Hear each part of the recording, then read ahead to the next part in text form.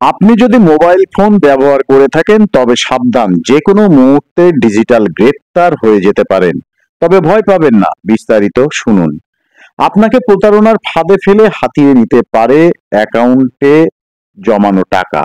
চলতি বছরের প্রথম 4 মাসে ডিজিটাল গ্রেপ্তারের ফাঁদে পা দিয়ে গোটা দেশের সাধারণ মানুষের থেকে 120 কোটি 30 লক্ষ টাকা নিয়েছেন এই ডিজিটাল প্রতারকরা। যদি আপনার মাথায় বুদ্ধি থাকে তাহলে আপনি এড়াতে পারেন এই ডিজিটাল গ্রেপ্তারি। ইতিমধ্যে দেশবাসীকে এই ডিজিটাল গ্রেপ্তারি নিয়ে সতর্ক করেছেন দেশের প্রধানমন্ত্রী নরেন্দ্র মোদী। এবার আসুন জেনে নেই এই ডিজিটাল গ্রেপ্তারি আসলে কি এবং কিভাবে আপনি এই ডিজিটাল গ্রেপ্তারি এড়াবেন। ভিডিওটি স্কিপ না করে দেখুন পুরো প্রতিবেদন। ডিজিটাল গ্রেপ্তারি বলে বাস্তবে কিছু হয় না। আদতে ভয় দেখিয়ে কোনো ব্যক্তিকে ক্যামেরা বন্দি করে যা খুশি করানো এবং পরে টাকা হাতানো হয়। তবে এই ক্যামেরা বন্দি কিন্তু আপনার কাছে থাকা মোবাইল ফোনের ক্যামেরা দিয়েই তারা এই কাজটি করে থাকে। যে কোনো মুহূর্তে আপনার কাছে আসতে পারে একটি অজানা নম্বর থেকে ফোন কল। আপনাকে বলা হতে পারে আপনার ব্যাংক অ্যাকাউন্ট অপরাধমূলক কাজে ব্যবহার করা হচ্ছে, তাই আপনাকে ডিজিটাল গ্রেপ্তার করা হলো। আপনি এই সময় বাড়ির বাইরে বেরোতে পারবেন না, কাউকে কিছু বলতে পারবেন না, সর্বক্ষণ ক্যামেরার নজরদারিতে থাকতে হবে এমনটা আপনাকে বলা হবে। এ সময় যদি আপনাকে টয়লেটে যেতে হয় তাহলেও আপনি যেতে পারবেন না, এমন ভাবে আপনাকে দুর্বল করে ফেলবে এই ডিজিটাল প্রতারকরা। এবং সবশেষে মোটা টাকা গুনাগার দিয়ে আপনাকে রক্ষা পেতে হতে পারে। ইতিমধ্যে চলতি বছরের প্রথম 4 মাসে গোটা দেশের 15 লক্ষেরও বেশি এমন ফাঁদে পড়েছেন এবং তারা অভিযোগ জমা করেছেন ডিজিটাল গ্রেপ্তারের ফাঁদে পড়ার পর। প্রতারকেরা মূলত বয়স্কদের টার্গেট করে, যাদের ব্যাংকে লক্ষাধিক টাকা থাকে এমন প্রবীণ ব্যক্তিদের ডিজিটাল গ্রেপ্তারের ফাঁদে ফেলে টাকা হাতিয়ে নেয় প্রতারকরা। যদি আপনি প্রতারিত হয়ে থাকেন তাহলে টাকা খোয়ানোর পরের 2 দিন অত্যন্ত গুরুত্বপূর্ণ।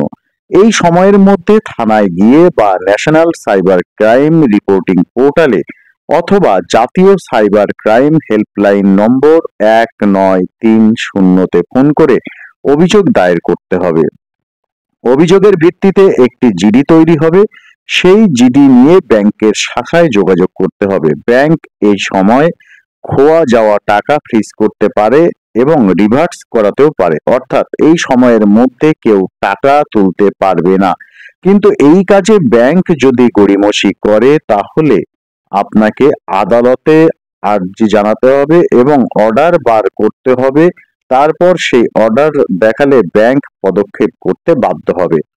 আইন কি বলছে এই বিষয়ে, সেই বিষয়টাও আপনার আমার সবার জানা উচিত, সচেতন হওয়া উচিত, যাতে করে আপনি প্রতারকদের ফাঁদে না পড়েন। আইন বলছে আইনে ডিজিটাল গ্রেপ্তারের কোনো সংস্থান নেই।